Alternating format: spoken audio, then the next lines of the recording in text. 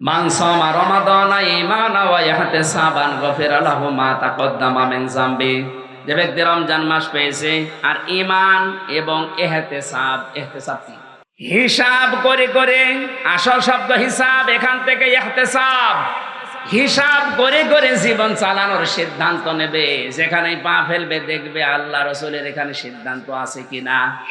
যদি দেখে না আমার দানের ভেতরে আল্লাহ রাসূলের সিদ্ধান্ত নেই, এখানে দান করা থেকে বিরত থাকবে হিসাব করি। কোন জায়গায় পা ফেলার আগেই চিন্তা করবে না এখানে আল্লাহ রাসূলের সিদ্ধান্ত নেই, সুতরাং এরকম দল আমি করতে পারি না যে দলে আল্লাহ রাসূলের কোনো বিধান নেই। এই জন্য ঈমান এবং হিসাব করে করে বাকি জীবন চালানোর সিদ্ধান্ত যারা রমজানে নেবে, গফিরা লাহু মা তাকদ্দামা মিন যামবি, তার জীবনের হিসাব নিকাশের কথা আমার আল্লাহ বলেন পেছনের সব কিছু মাফ করে দেবেন। আর আমরা কি ধরে রেখেছি? যে ব্যক্তি ঈমান আর সওয়াব পাওয়ার নিয়তে রমজান মাসে ইবাদত করবে, কি সওয়াব পাবেন আপনি? আপনার জীবনে তো কোনো হিসাব নেই। বাস্তবে আমাদেরকে আল্লাহ পাক এই হাদিসের উপরে আমল করার তৌফিক দান করেন, আমিন। বারাকাল্লাহু লানা ওয়া লাকুম ফিল কোরআনিল আযীম। ইফতারি আমি আজকে আসলে আসছি সেই কক্সবাজার থেকে, দুপুরে একটা অনুষ্ঠান ছিল, আজকে আবার এমনিতে সেহরি খেতে পারি না, মুসাফির অবস্থা আছে, রোজা না রাখলেও পারতাম, তারপরও যেহেতু না খেয়ে রেখেই দিয়েছি, তো এখন আর মানে 1 ঘন্টা মতো না, হাফ ঘন্টা আছে, এখন আর রোজা ভেঙেও লাভ নেই। দোয়া করেন অন্তত যেন কেটে যায়। আমার নামও পাল্টিয়ে দিয়েছে পিসকে হুজুর। কি নাম গো! তাহলে নাম পাল্টানোর এই সিস্টেম, এটা শুধু এই 2-5 বছরের বিষয় না, এটা হয়ে আসছে আবহমান কাল থেকে। এদেশে আলেমদের মাথার মুকুট যিনি ছিলেন হাজার হাজার আলেমের উস্তাদ, তারও নাম পাল্টিয়ে দিয়েছে তেতুল হুজুর। আরে ভাই, আপনার একটা বারো চিন্তা আসে না এই শব্দটা কার মাথা থেকে এসেছে? আপনি টের পাচ্ছেন? এ ছোটখাটো মাথার কাজ না, এ শব্দ আসতে অনেক বড় মাথা লাগে। এজন্য নাম পাল্টিয়ে দেওয়া, ওয়ালা তানাবাযু বিল আলকাব বিইসাল ইসমুল ফুসুক বা'দাল ঈমান ওয়া মান লাম ইয়াতুব ফাউলাইকা হুমুজ যালিমুন। আল্লাহ পাক বলেন, যারা মানুষের নাম পাল্টিয়ে দেয়, উল্টা পাল্টা নামে ডাকে, এই মানুষগুলো যদি তাওবা না করে এরা জালেম। এরা কি? আমি আর নিচে নামলাম না। সুতরাং জ্ঞানের উপরে যারা আমল করেছে, আমরা 1 নম্বরে তাদের নাম পেয়েছি, তারা নবী রাসূল। তারা কি? এদের যারাই সত্যিকারের অনুসারী হবে, উত্তরাধিকারী হবে, বুঝবেন এই মানুষগুলো সত্যিকারের আলেম। আর এদেরকে যদি কেউ কষ্ট দেয়, বিপদে ফেলে, বুঝবেন দেশে আযাব আসবে। আমাদের দেশে তো কোনো আযাব নেই। কিসের আযাব? আযাব আছে, এই জন্যই তো বড়ই খাতে বলছে। খেজুর খাওয়ার দরকার নেই, এটাতে কত বড় আযাব আপনি জানেন? আমার যতটুকু ধারণা, 228টা রাষ্ট্র আছে এই পৃথিবীতে, কোন দেশের মন্ত্রী যদি এরকম অপারগ হতো যে খেজুর আমদানি করতে পারছে না, দাম বেশি, দরকার হয় বড়ই দিয়ে ইফতার করো, আমার মনে হয় সে লজ্জায় পদত্যাগ করতো। তো লজ্জা নিতে করবে কি? চরিত্র এমন হয়ে গেছে, বলছে মারবি মার, ধরব কান, যায় যাক মান, তাও হব না অপমান। এক লোক একেবারে রাস্তা দিয়ে যাওয়ার সময়, এই এদিকে আয়, হোটেলের বয় বলছে ভাই খাবার খেয়ে নেন, মনে করছে ফ্রি খাবার, মন মতো খেয়েছি। খাওয়া দাওয়ার পরে চলে যাচ্ছে, দোকানদার বলছে ওই টাকা দিবা না? যে কিসের টাকা? আমি তো চলে যাচ্ছিলাম, আপনার বয় তো আমারে ডাক দিয়ে খাওয়াইয়েছে, যে টাকা যদি না দাও আমার ব্যবসা লাটে উঠবে, লস হবে, টাকা তোমারে দেওয়া লাগবে। না, আমি টাকা দেবো না। কি করবেন করেন, টাকা যদি না দাও তাহলে 100 বার কান ধরে উঠবস করো। করেছে কি অপমান মনে হয়? কিসের অপমান? আমার ব্যায়াম হচ্ছে। এভাবে হবে না, ধরে জুতার মালা দিয়েছে, দিয়ে পুরা শহর ঘোরাচ্ছে। এবার অপমান মনে হয়? কিসের অপমান? আমার তো দাম বাড়ছে।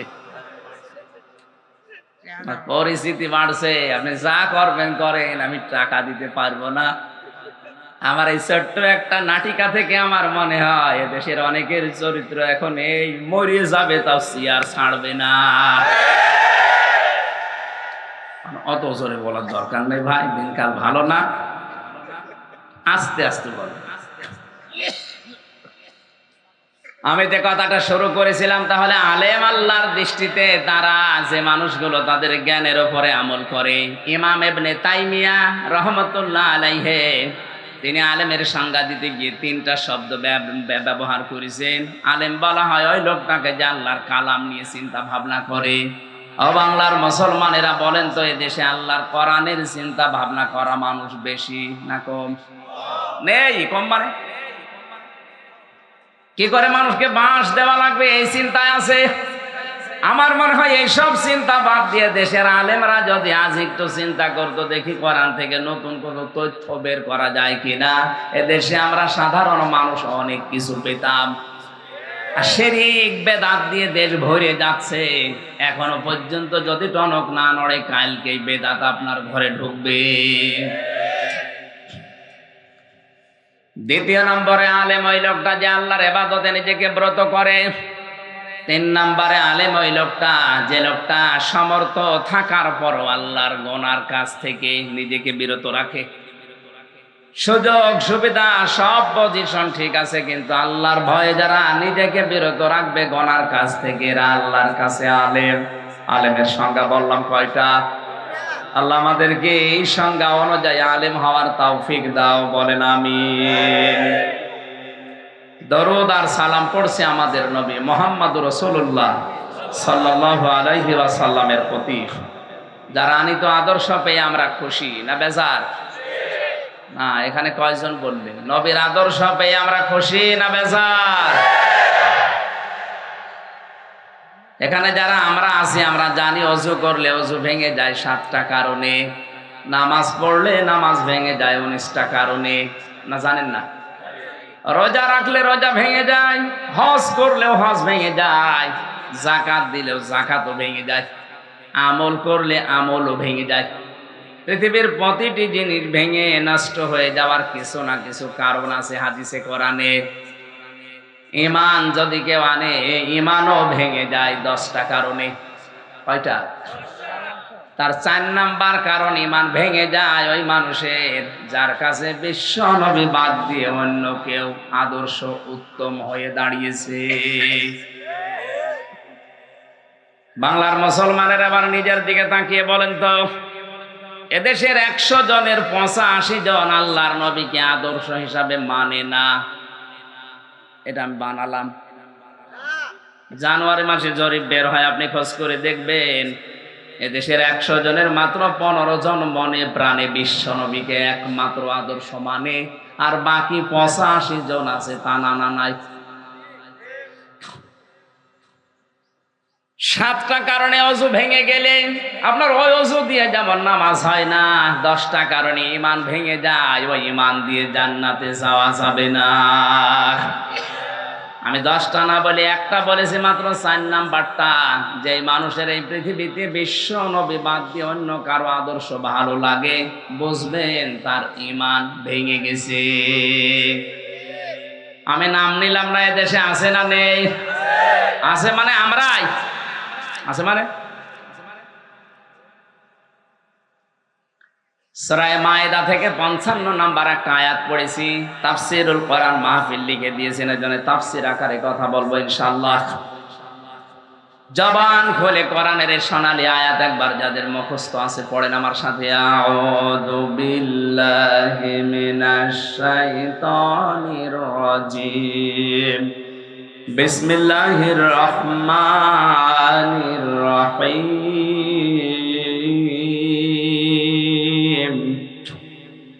ইন্নামা ওয়ালিয়্যুকুমুল্লাহু ওয়া রাসূলুহু।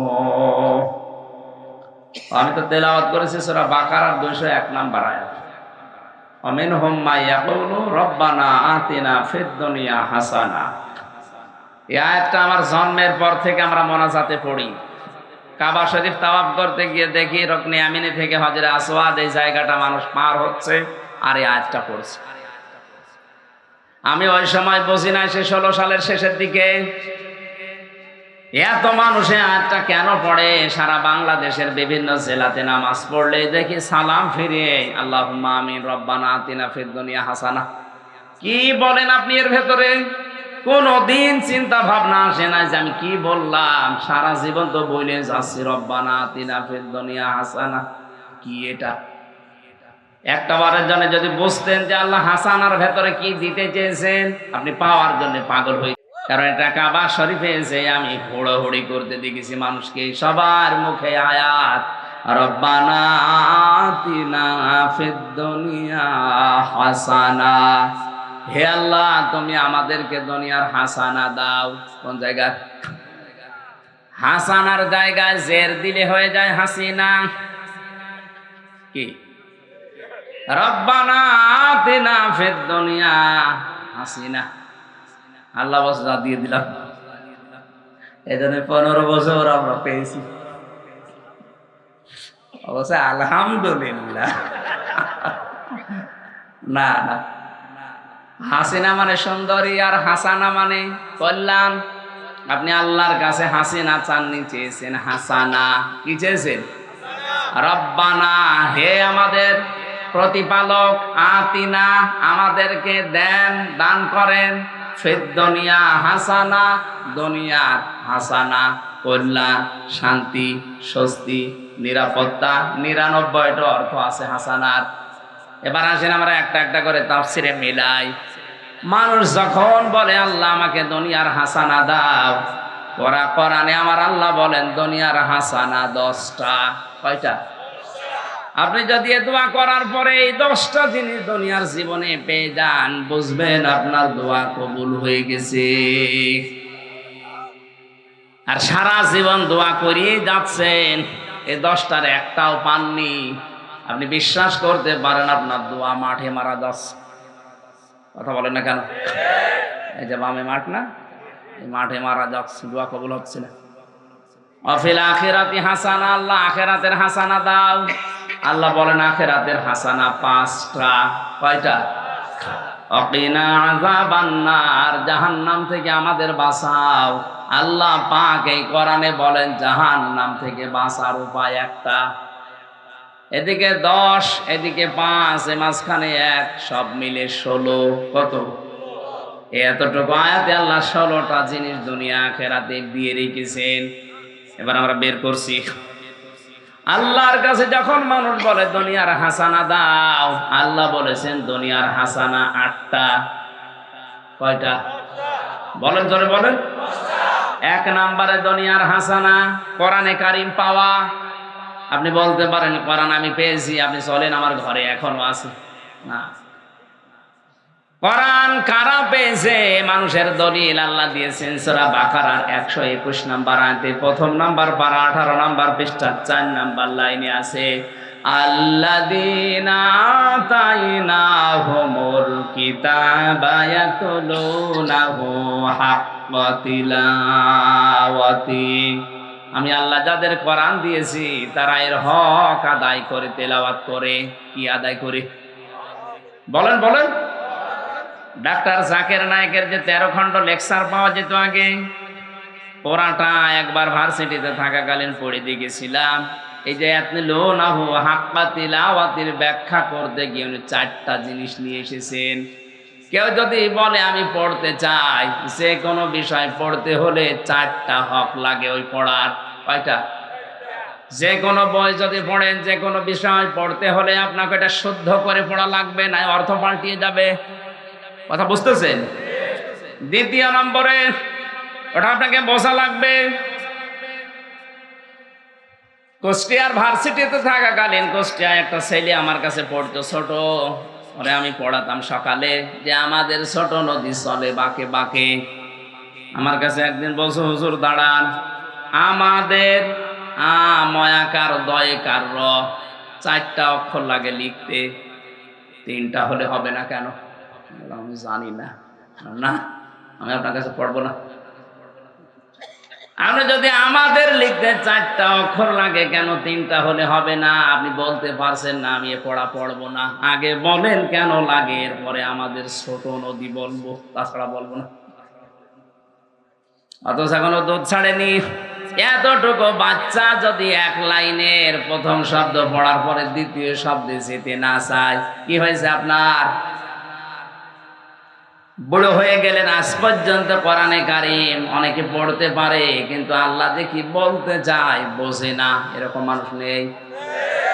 আপনি তো হক আদায় করতে পারছেন না, কোরআন আপনার কাছে আছে এ কথা আপনি বলতে পারেন না, কারণ এটা 1 নম্বরের শর্ত, আপনাকে পড়তে হবে শুদ্ধ করে।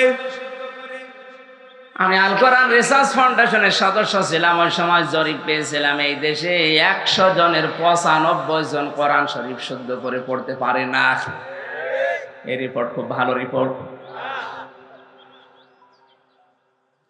5 জন পারে, তার ভেতরে 4 জন পড়ে, বোঝে না। বলেন তো এই রিপোর্টও কি খুব ভালো? কি আশ্চর্য দুনিয়া! 96% মানুষ এখানে মুসলমান, আর 100 জনের 95 জন আল্লাহর এই কোরআন এই চিঠি পড়তেই পারে না শুদ্ধ করে।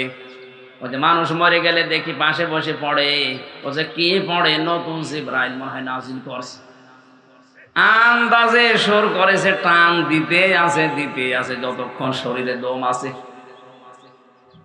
অর্থ পাল্টালে থাক, নাই থাকে থাক, যায় যাক, ও পড়তে আছে। এখানে একটা মাসলা বের হয়, মানুষ মারা গেলে পাশে বসে কোরআন পড়া, এটা আপনি বানিয়েছেন, এটা ইসলাম না। আর আমার যতটুকু ধারণা, মানুষ মরে গেলে পাশে বসে কেউ যদি কোরআন পড়ে, ওই লোকটা যদি কোরআনের ওপরে আমল না থাকে, ওর আযাব আরো বাড়বে। আর এরকম মানুষের পাশে আমরা দেখি বেশি পড়া হয়। সারা জীবন সুদের ব্যবসা করেছে, ওর সাইডে 10 জন হাফেজ নিয়ে বলছে আমার বাপ মরে গেছে পড়েন, ও হাফেজ সাহেব বলছে লা তাকুলুর রিবা আদাফাম মুদাফা, যে চক্রবৃদ্ধি হারে সুদ খেয়েও না। ও তো সারা জীবন ওইভাবে সুদ খেয়েছে। এক কথা বলছে না? অনেকে চালাকি করে, টাকাগুলো সব ব্যাংকে রেখে সুদের টাকা নিজের নামে তাও রাখে না, রাখে বোর নামে। আমার বাড়ি কুষ্টিয়া থানাপাড়ায়, বড় বাজারে একবার দেখি এক মুরব্বী শুধু বসে বসে, কি চাচা কোনো কাজ কাম নেই, সব সময় দেখি বসে থাকেন, যে না কোনো কাজ করি না, খান কি? আপনি তো শহরে থাকেন, টাকা লাগে, কোথায় পান? আচ্ছা, বাবার জমি ছিল, চড়া দামে বিক্রি করি ব্যাংকে রেখে দিয়েছি, ওখান থেকে টাকা আসে, লাভ, ওইটা তুলি খায়, আর আমি আল্লাহ আল্লাহ করি। আপনি যে আল্লাহ আল্লাহ করছেন, যে সুদের টাকা খেলে গোনা হয় জানেন না? তো জানি, টাকা তো আমার নামে রাখেনি, চালাকি করে আমি রেখেছি তোমার চাষির নামে। যদি গোনা হয় ওই মহিলার হবে, আমার কোনো অসুবিধা নেই। এরপরেও যদি ধরা খেয়ে যায়, এই যে জিকির করছি, এই জিকির আর ওই গোনা কাটাকাটি, মাঝখানে জান্নাতে যাবো, পাও। আপনি হাসেন, এরকম ধান্দায় যারা আছে, সারা জীবন সুদের ব্যবসা, ঘুষের কারবার করে মরে গেল, আর তার ছেলে আপনাকে 2000 টাকা দিয়ে নিয়ে বলছে কোরআন পড়েন। আরে বেটা, আপনার আযাব তো আরো বাড়বে, আপনার বাপের আযাব। মরণের সময় ফেরেশতা আসে না, ওই এসে বলবে এই বেটা কি পড়ে, হাফেজ সাহেব তোর জীবন এটা ছিল, তুই তো চক্রবৃদ্ধি হারে সুদখোর। তখন আমার মনে হয় পাগলকে যদি বলা হয় ভাই নৌকা নাড়াবি না, ও বলে আমার মনে ছিল না। ফেরেশতা বলবে আমাদের তো মনে ছিল না, এই আয়াত পড়ে পড়ে আমাদের মনে করিয়ে দিছে, দে মুগুর। শুদ্ধ করে পড়া শিখতে হবে আপনাকে। 2 নম্বর, আপনাকে এটা বুঝতে হবে, কোরআন বোঝা খুব কঠিন বিষয় না। ওয়ালাকাদ ইয়াসসারনাল কুরআনা লিযিকরি ফাহাল মিন মুদ্দাকির। এই কোরআন আমি সহজ করে দিয়েছি শেখার জন্য, উপদেশ নেওয়ার জন্য। কেউ আসো কি এমন? আল্লাহ আফসোস করছেন, ঢাকাবাসী আল্লাহরে আফসোস আপনারা থাকতে দেবেন। রমজানুল মোবারকে কোরআন নাজিলের মাসে আজকে সিদ্ধান্ত নিয়ে যান, যতদিন কোরআন শিখতে না পারি আমি মরবো না। আপনি তো মরবেনই, কোরআন শেখা অবস্থায় মরলে আপনি তালেবে ইলম হয়ে মরলেন, আর তালেবে ইলমের কোনো হিসাব নেই। সুবহানাল্লাহ বলতে পারেন না? তাহলে এই সুযোগটা আজকের দিন থেকে কাজে লাগাবেন। শিখতে শিখতে যদি মারা যান তাহলে বেলেম আপনি, না শিখতে পারলো আপনার আর অসুবিধা নেই। কেউ যদি এই বুড়ো বয়সে শিখতে চায়, যদি উচ্চারণ হতে না চায়, নবীজি বলেন ওর ডবল সওয়াব হবে। আশা করছি রমজানুল মোবারকটা কাজে লাগাবেন। 5টা দিন তো চলেই গেল, মাত্র আর 25 দিন আছে। এরপরও যদি কারো বিবেকের দরজায় ধাক্কা না লাগে, আমার মনে হয় ওর কুকুরে প্রসাব করেছে বিবেকের উপর। 3 নাম্বার, এটা আপনাকে বুঝতে হবে। শুধু বুঝেই শেষ না, যতটুকু বুঝবেন ততটুকু প্র্যাকটিক্যাল লাইফে মিলাবেন। 4 নাম্বার, এটা আমি মানুষকে মানাতে চাই, ওই পরিবেশ তৈরি করে দেব। এমন একটা পরিবেশ কায়েম করব, এমন একটা সমাজ বানাবো যে সমাজে জেনা হবে না, যে সমাজে ঘুষ নেওয়ার লোক পাওয়া যাবে না। কথা বলেন ঠিক কিনা? এ কোরআন দিয়ে আমি এমন একটা সমাজ তৈরি করব যে সমাজে ঢোল পিটিয়ে যাকাত নেওয়ার মানুষ খুঁজে পাওয়া যাবে না। বাংলাদেশের একটা থানার জরিপ আমি পড়েছিলাম, সাতক্ষীরার কলারোয়া, গরিব এলাকা, মাছের ঘের দিয়ে ব্যবসা করে খায় এলাকার মানুষেরা। অথচ ওই এলাকার ব্যাংকে যে টাকা পড়ে আছে, পত্রিকায় জরিপ এসেছিল, ওই টাকা যদি তুলে শুধু যাকাত দেওয়া হয়, আমার মনে হয় ওই থানায় আর গরিব মানুষ পরবর্তী বছরে খুঁজে পাওয়া যাবে না। ও বাংলার মুসলমানেরা, সাতক্ষীরার কলারোয়ার চাইতে ঢাকার উত্তরখানে গরিব মানুষ বেশি।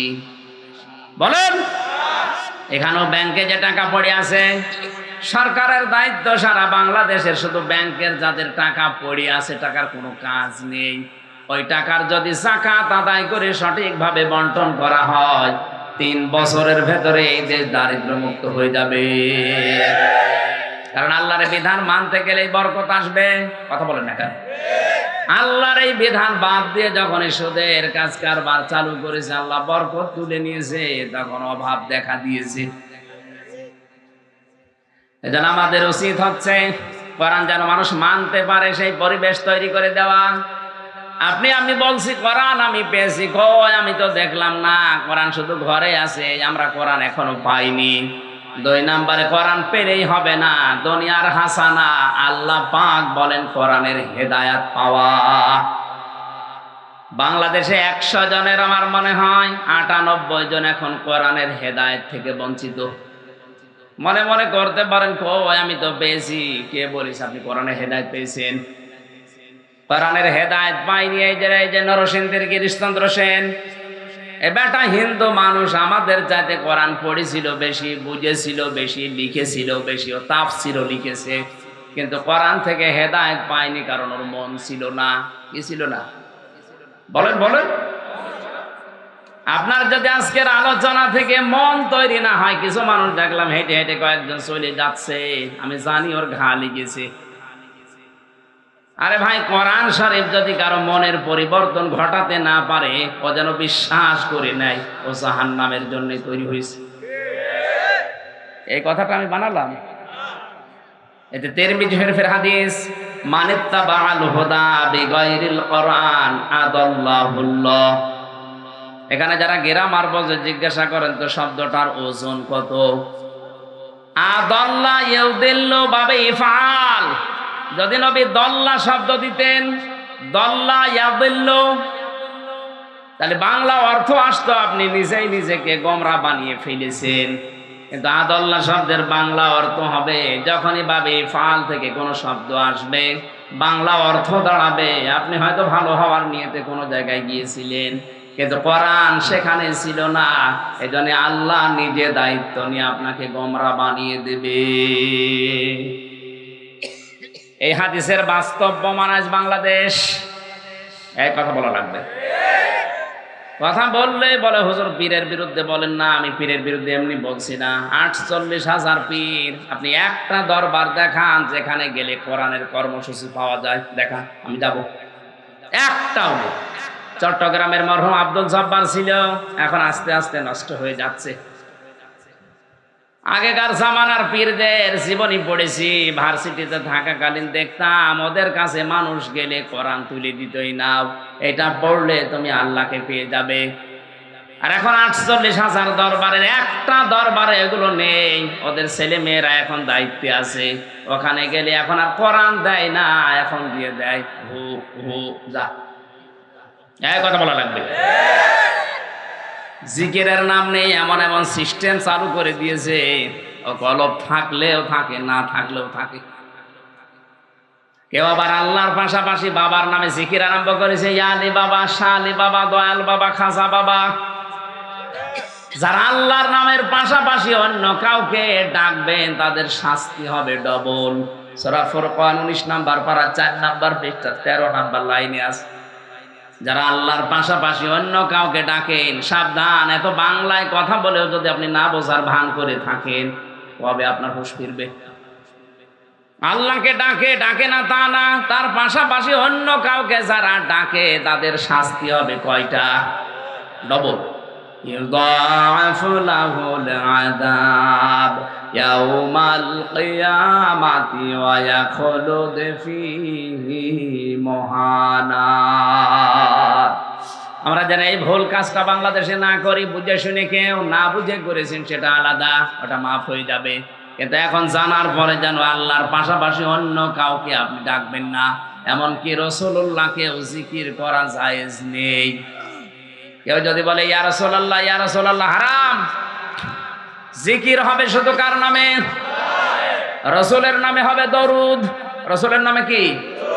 আল্লাহর নবীর নামে জিকির করা জায়েজ নেই, কারণ জিকির একটা ইবাদত। জিকির কি? আপনি ইবাদতটা সিস্টেম পাল্টিয়ে ফেললেন। এই জন্যই বলছিলাম কোরআন নেই, কারণে হাজারো মানুষ আজ ভালো হওয়ার নিয়তে যে দেখি ভালো হওয়া তো দূরের কথা, আর খারাপ হয়ে যাচ্ছে। এই যে কুষ্টিয়ার লালনের মাজার, মানুষ তো মনে করে আল্লাহর ওলি শুয়ে আছে, অথচ সারা দেশ করিয়ে যায় কয় মন গাঁজা না পাবেন, ওখানে গেলে আরো বেশি পাবেন। পুলিশে পাহারা দিয়ে খাওয়ায়, খা জায়গা ফেরি জায়গা, মন মতো গাঁজা খেয়ে ঢলতেছে। অথচ এই কুড়িগ্রাম, এই রংপুর বিভাগের বিভিন্ন জেলা থেকে মানুষেরা যায়, বউ ছেলে মেয়ে সব নিয়ে, ও মনে করে যে না আল্লাহর ওলি শুয়ে আছে লালন শাহ। আসার সময় আজকে একটা বাজলো, কি যেন শাহ আলী, ওই লোকটা শাহ আলী না কি যেন, মেরপুরে বিমানবন্দর থেকে আসার সময় দেখলাম ওই লোকটার, হ্যাঁ লোকটা হয়তো ভালো ছিল, অসুবিধা হয়নি, কিন্তু ওখানে ঢুকে আমি 5 মিনিটের জন্য একটু, ড্রাইভার আমার বলছিল ভেতরে ঢুকে দেখি, কি দেখবো? আমি দেখলেই তো মানুষ ঘিরে ধরবে, দূরে থেকে দেখি কি দৃশ্য। ওরে বাবা, মসজিদে মানুষ নেই, ও মাজারে বসে বসে ঢুকতেছে। আমিও বিশ্বাস করি ওখানে যে শুয়ে আছে লোকটা ভালো মানুষ, কিন্তু আপনি কি করছেন? তার নাম নেওয়ার যে শিরিক বেদাত গুলো আপনি আরম্ভ করলেন, আমার তো মনে হয় শাহ আলী বগদাদী রহমতুল্লাহ আলাইহি, উনি যদি এখন জীবিত হওয়ার সিস্টেম থাকতো, ওইটা আপনাকে আগে পিটাইতো। আমি আশা করবো আল্লাহ ছাড়া কারণ আমি জিকির আজকে থেকে আর হবে না। যত যে যা বলুক না কেন, এগুলো চট্টগ্রাম বিভাগে বেশি হয়, আর আমার তাহির ভাই তো বেশি আছে, শুরুই করেছে আল্লাহর নাম কিছুক্ষণ বলার পরে ইয়া আলী বাবা, শাহ আলী বাবা, দয়াল বাবা, আগলা বাবা, পাগলা বাবা, সব চলছে না। আল্লাহ ছাড়া কোনো বাবার নামে, কোনো পীরের নামে, রাসূলুল্লাহর নামেও জিকির যদি কেউ করেন তার শাস্তি হবে ডবল। আমি এরপরে আর বাংলা পারলাম না, আপনি এবার বিবেক দিয়ে মেনে নিন। কোরআন সবাইকে হেদায়েত দিচ্ছে না, কারণ কোরআন থেকে হেদায়েত নিতে হলে আপনার মন থাকা লাগবে। আমি তো দেখতে পাচ্ছি আমাদের মন নেই, আমাদের মন হয়ে গেছে গিরিশচন্দ্র সেনের মতো। আমরা পড়ছি, বুঝছি, লিখছি, কিন্তু হেদায়েত আমরা পাচ্ছি না। দুনিয়ার হাসানা 3 নম্বরে আমি পেয়েছি সালাত। এই জন্য মুয়াজ্জিন 5 বার দুনিয়ার হাসানার দিকে ডাক দেয়, হাইয়া আলাস সালাহ, হাইয়া আলাল ফালাহ। সফলতা পেতে চাও, কল্যাণ পেতে চাও, নামাজের দিকে আসো। সুতরাং যদি কল্যাণ কেউ পেতে চান, দুনিয়ার হাসানা, নামাজি হওয়া লাগবে। এখনই মরার পরে কিয়ামতে সর্বপ্রথম যেটা প্রশ্ন আপনাকে করবে তার নাম, আরো জোরে বলেন, আউয়ালু মা ইউহাসাবু বিহিল আবদু ইয়াউমাল কিয়ামাতিস সালাহ। যে ব্যক্তি নামাজ পড়ে না তার দায়িত্ব আল্লাহ নিজে ছেড়ে দেয়। বলেন নাউজুবিল্লাহ। ও ঢাকাবাসী, আল্লাহ যদি কারো দায়িত্ব ছেড়ে দেয়, জামিনদার না হয়, 1 সেকেন্ডও সুস্থ থাকা, নিরাপদে থাকা সম্ভব না। আপনি হাঁটতে যাচ্ছেন, হঠাৎ পার সাথে পা বেঁকড়িয়ে পড়ে আপনি মরে যেতে পারেন, অথবা প্যারালাইজড হয়ে পড়ে থাকতে পারেন মরণ পর্যন্ত। এই জন্য কোনো কিছু করার আগে এইটা ভাবা দরকার, আল্লাহ আমাকে দেখতেছেন। আল্লাহ আমাকে বলেন বলেন। নামাজ যেন আমরা জীবনে অন্তত ফরজ নামাজ না ছাড়ি। সুন্নত নফল যে নামাজগুলো আছে যদি সময় না পান পরে পড়ে নেবেন, কিন্তু ফরজ নামাজ জীবন থাকতে ছাড়া যাবে না। হ্যাঁ, রাজি আছেন আপনারা? হ্যাঁ, আলহামদুলিল্লাহ। নামাজ আপনাদের কাছে ওয়াজ করার দরকার নেই, কারণ আপনারা নামাজ পড়ে। 4 নম্বরে দুনিয়ার হাসানায় আমি পেয়েছি কোরআনে, পরিশ্রম করতে পারা দুনিয়ার হাসানা। আজ আমরা অনেকে শুধু বসে বসে খাওয়ার ধান্দা। লাকাদ খালাকনাল ইনসানা ফি কাবাদ। আমি মানুষকে বানিয়েছি কষ্টের পরে কষ্ট সহ্য করা। তার মানে আপনি কষ্ট যদি না করেন, আপনার হাতির মতো শরীর, আপনি কি করবেন? এখন যদি মারা যান তো মাটির সাথে মিশে যাবে। শ্রম দেন, নিজের মুখের খাবার তৈরি করেন, আরো 8টা 10টা মানুষের খাবার তৈরির ব্যবস্থা করেন।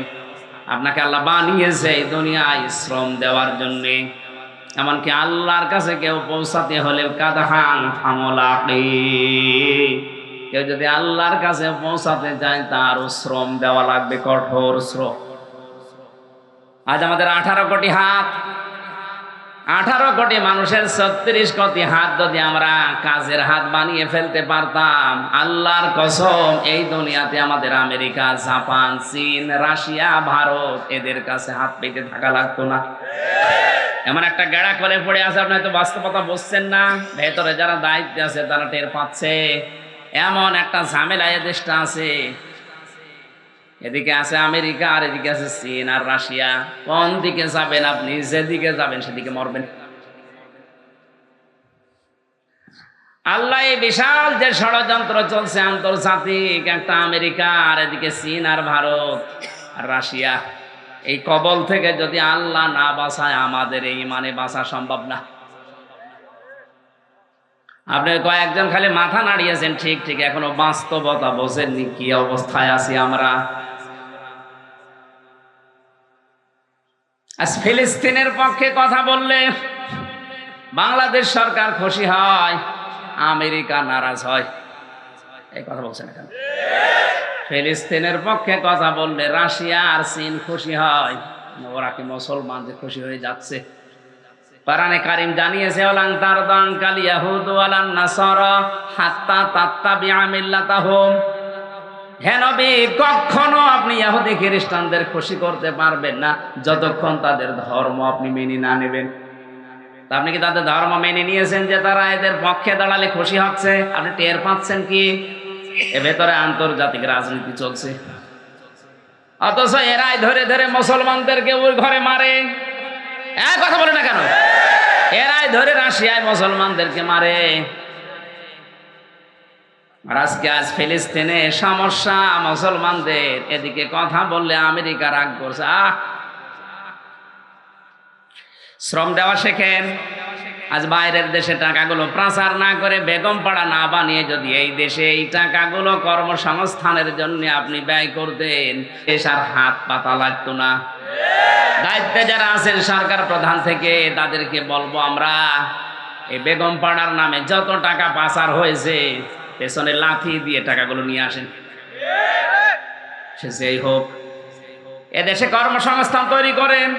হাজার হাজার মানুষের কর্মসংস্থান এখনো তৈরি করা সম্ভব। সারা বিশ্বের 228টা রাষ্ট্র হাঁ করে আছে এদেশে বিনিয়োগ করার জন্য, কারণ বিশ্বের কোনো দেশে এত মানুষ নেই, এত অল্প জায়গায় এত মানুষের হাত নেই দুনিয়ার কোনো দেশে। সুবহানাল্লাহ বলতে পারেন না?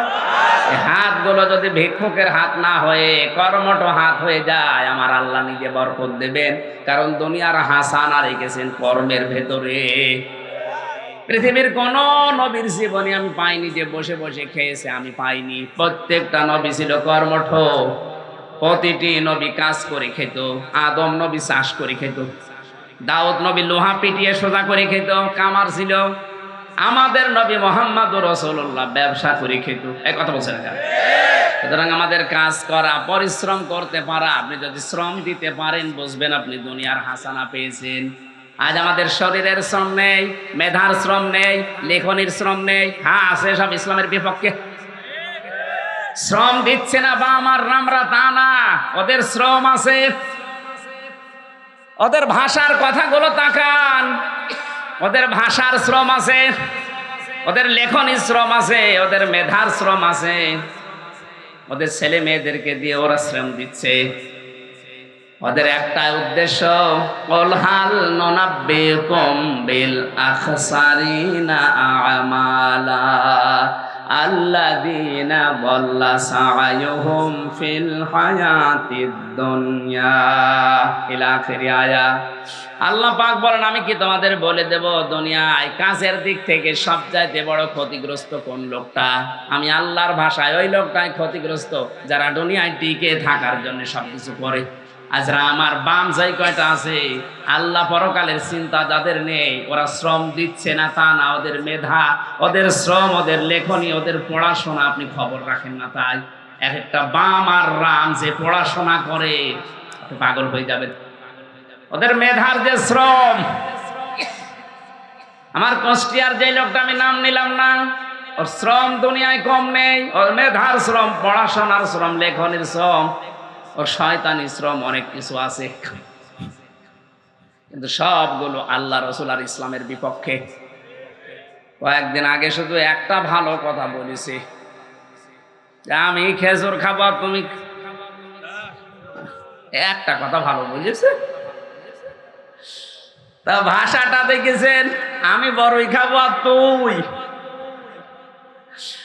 যাই হোক, লোকটার কথা ভালো লেগেছে। কুষ্টিয়ায় বসবাস করি, এখন আমার গর্ববোধ করতে মনে বলছে যে আল্লাহর ওলি পেয়েছি আমরা। প্রতিবাদ তো করিস, সে যে ভাষাই করুক। এই কথা বলছেন। ওদের শ্রমের দিকে তাকায় আমরা যখন মাঝে মাঝে, ওদের যে লেখাপড়া, ওদের যে পড়াশোনা, লেখনী, ওদের যে বক্তব্য, ওদের মেধার যে শ্রম, আপনি পারবেন না। অথচ ওইগুলো দেওয়ার দরকার ছিল আমাদের। 2 ঘন্টা পড়ে আপনার আর পড়তে ভালো লাগে না, ওরা 24 ঘন্টা 18 ঘন্টা আমি পড়তে দেখি ওদের। ভার্সিটিতে রাম আর বাম সেগুলো, হ্যাঁ ওদের পড়াশোনা আছে, ওদের মেধা, ওদের যোগ্যতা, ওরা খরচ করছে ইসলামের বিপক্ষে। এইভাবে যদি আমরা শ্রম দিয়ে ইসলামের পক্ষে কাজে লাগাতে পারতাম, 96% মুসলমানের দেশে ইসলাম আরো উপরে থাকতো। দুনিয়ার হাসানায় আমি পেয়েছি 4-5 নম্বরে, সন্তান যেন ভালো হয়। ভালো সন্তান ওইটা যেটা ডাল খায়, যেটা বাবা খায়। 6 নম্বরে দুনিয়ার হাসানায় পেয়েছি স্ত্রী যেন ভালো হয়। ভালো স্ত্রী ওইটা যেটা সকাল বিকাল টিভি দেখে, হ্যাঁ, আর ওদের সিরিয়ালগুলো মন মতো দেখে। স্ত্রী সন্তান কিভাবে ভালো হবে আমার আল্লাহ সূরা ফুরকানে শিখিয়েছেন। ওই দোয়া কর আমার কাছে, রব্বানা হাব লানা মিন আজওয়াজিনা ওয়া যুররিয়াতিনা কুররাতা আ'য়ুনি ওয়াজআলনা লিল মুত্তাকিনা ইমামা। ইফতারের সময় হয়ে যাচ্ছে, আমি সামারাইজ করে তাড়াতাড়ি করছি। 7 নম্বরে দুনিয়ার হাসানা ধৈর্য ধারণ করা। ধৈর্য ধারণ করা, এটা শুধু সারা জীবন শুনেছি। ধৈর্য যে কিভাবে ধরতে হয় 3 বছরে আমি টের পেয়েছি। এদিকে 3.5 হাত, এদিকে 2.5 হাত, এতটুকু একটা ফাঁসির কন্টেম সেলের ভেতরে 3টা বছর যোগাযোগ বিচ্ছিন্ন হয়ে এক ঘরে 24 ঘন্টা তালা মেরে দেখি। আমার কাছে তাও কোরআন ছিল, নবীজির হাদিস ছিল, এই কারণে তত সময় কেটেছে। আমার মনে হয় সাধারণ মানুষকে ওভাবে রাখলেও এমনি পাগল হয়ে যাওয়ার কথা। আপনি ধৈর্য না ধরে উপায় নেই। এখন মামুনুল হক আছে, টের পাশে ধৈর্য কারে বলে, কত প্রকার কি কি। ধৈর্য শুধু শুনেছি যে ধৈর্য ধরা লাগে, সবর সবর, কিন্তু বাস্তবে কোনোদিন সবরের সম্মুখীন হননি। সবর করতে পারা এটা দুনিয়ার হাসানা। 8 নম্বরে দুনিয়ার হাসানা হচ্ছে এই পৃথিবীর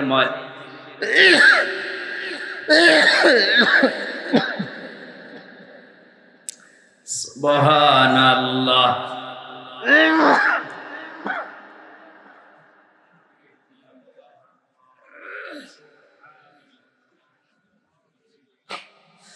সুবহানাল্লাহ আলহামদুলিল্লাহ লা ইলাহা ইল্লাল্লাহ লা ইলাহা ইল্লাল্লাহ মুহাম্মাদুর রাসূলুল্লাহ।